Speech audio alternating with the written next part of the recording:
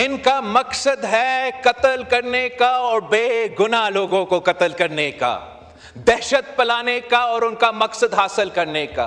دہشت گردی کی وجہ سے ہم نے بہت نقصان اٹھایا ہے اور obviously اس ملک نے بہت نقصان اٹھایا ہے۔ جناب اسپیکر، ایک ذاتی حیثیت سے جب سے میں بچہ تھا میں یہ دہشت گردی دیکھتا آ رہا ہوں۔ میں وزیر اعظم کا بیٹا تھا، 1 سال کا ہوگا، 1 سال سے تھوڑا زیادہ۔ ان زمانوں میں مجھے وزیر اعظم کے گھر سے اغوا کرنے کی کوشش کی گئی اور وہ ناکام واقعہ کے بعد شہید محترمہ بینظیر بھٹو نے مجھے لندن میں رکھا تھا پروٹیکشن کے لیے۔ شہید محترمہ بینظیر بھٹو کی اپنی زندگی میں بہت سے اساسینیشن کے کوششیں کی گئی، کوئی مذہبی دہشت گرد تھے، کوئی لسانی دہشت گرد تھے، کوئی آخرکار شہید محترمہ بینظیر بھٹو خود دہشت گردی کی وجہ سے شہید ہوئی۔ اس شہادت کے بعد پاکستان میں دہشت گردی کا لہر بھرتا رہا۔ ایک دن ایسا نہیں گزرا جس میں کوئی دہشت گردی کا واقعہ نہیں ہوا۔ ان دنوں میں بھی کافی مایوسی تھا، کافی پریشانی تھا۔ ہمارا سیاسی قیادت سے لے کے عام شہری تک، ہماری فوجی آفیسر سے لے کے ہمارے پولیس افسران تک، ایسے کوئی طبقہ نہیں ہے جناب اسپیکر جس نے اس جنگ میں قربانی نہ دی ہو۔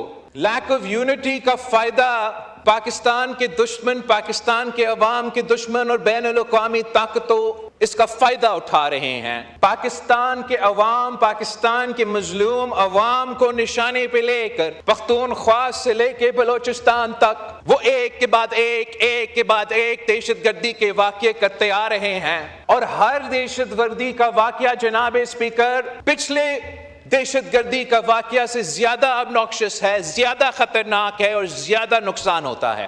1-2 دن جو واقعہ چل رہا تھا، اس میں ہم سب جانتے ہیں کہ یہ جو دہشت گرد ہوتے ہیں ان کا کوئی نظریہ نہیں ہوتا، یہ جو دہشت گرد ہوتے ہیں ان کا کوئی سیاست نہیں ہوتا، اور جو مذہبی دہشت گرد ہوتے ہیں اصل میں ان کا کوئی مذہب نہیں ہوتا۔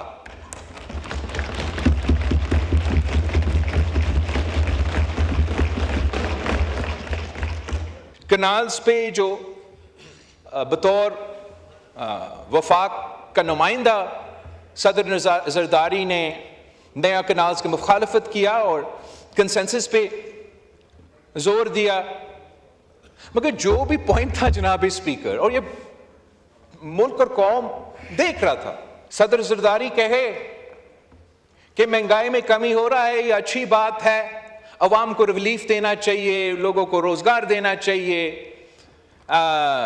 ایسے باتیں، اور دوسری طرف قیدی نمبر 804 کو رہا کرو۔